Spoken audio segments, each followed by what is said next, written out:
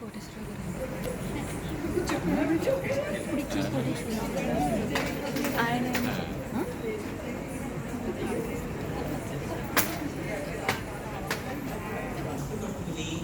నిజానికి గట్టిగా పట్టుకుని కోలాటం ఆడితే ఖరీలు అంటూ తిప్పులు ఇవ్వలేదు. అయినా కూడా అమ్మాయి ఎక్కడ అసలు బాధ అన్నది ముఖంలో ద్యోతకం కాకుండా అంత సంతోషంగా నవ్వుతూ ఉన్నట్టుగానే వేడుకు జారకుండా పట్టుకుని కోలాటంతో చేయడం అన్నది చాలా చాలా గొప్ప విషయం. నిజంగా ఇది చాలా హృద్యమైన కార్యక్రమం. అందులో కృష్ణాష్టమి కాసేపట్లో శ్రీకృష్ణ జన్మం జరిగేటటువంటి పరమ పవిత్రమైన దివ్యకాలంలో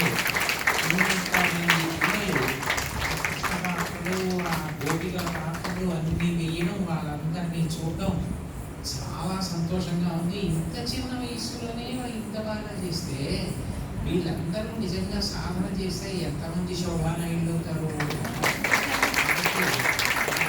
అంత గొప్ప కీర్తి పొందాలి. వాళ్ళందరి నృత్యం ఒకెత్తగానమ్మా, మీ లాస్యం మాకు బాగా కనపడింది.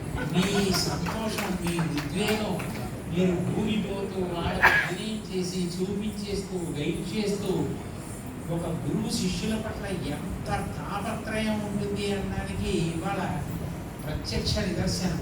చాలా అవసరంగా